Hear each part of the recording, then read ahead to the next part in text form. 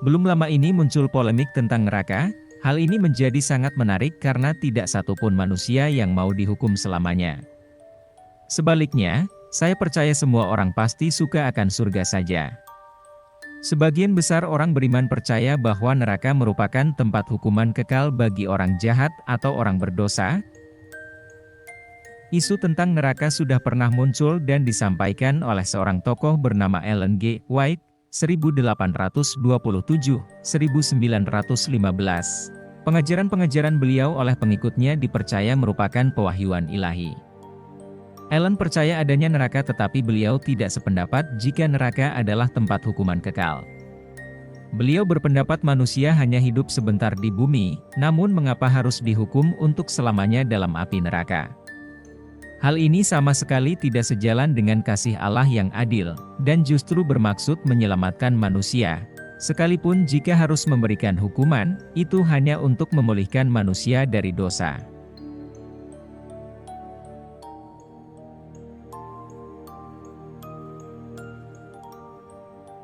Kehendak Allah yang kuat untuk menyelamatkan manusia dinyatakan dalam Alkitab, karena begitu besar kasih Allah akan dunia ini, sehingga Ia telah mengaruniakan anaknya yang tunggal, supaya setiap orang yang percaya kepadanya tidak binasa, melainkan beroleh hidup yang kekal. Yohanes pasal 3, ayat 16.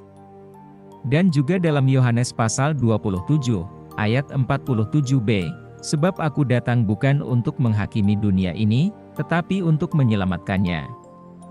Dari ayat-ayat tersebut jelas kita mengerti keinginan Allah untuk menyelamatkan jauh lebih besar dari keinginan untuk menghukum.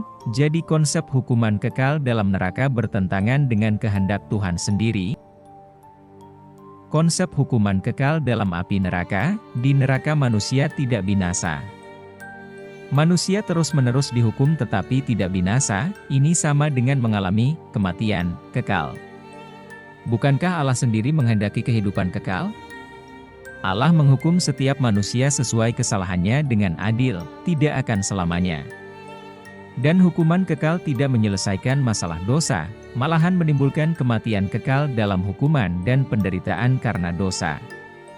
Hal ini tentu bertentangan dengan kasih Allah yang menghendaki keselamatan dengan memulihkan manusia dari dosa.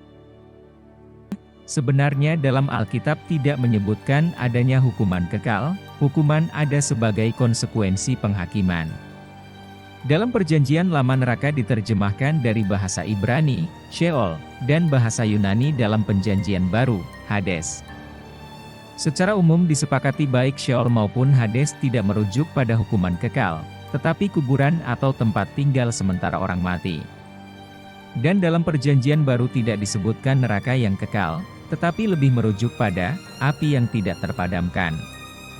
Sesungguhnya hukuman neraka yang kekal dengan api yang tidak terpadamkan adalah dua hal yang tidak sama.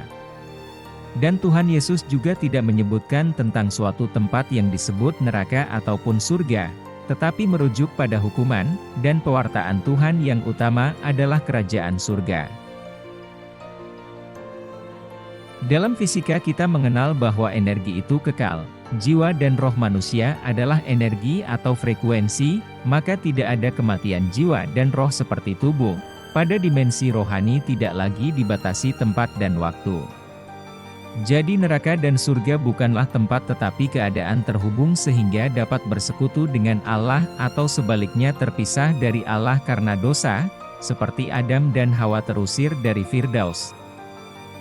Jadi, neraka adalah hukuman, dan hukumannya adil sesuai kesalahannya, karena Tuhan ingin untuk memulihkan manusia dari dosa dan kembali kepada Bapa.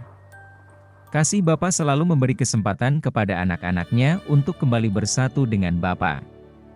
Hukuman ini sudah dimulai sejak dari bumi sekarang untuk tujuan pemurnian.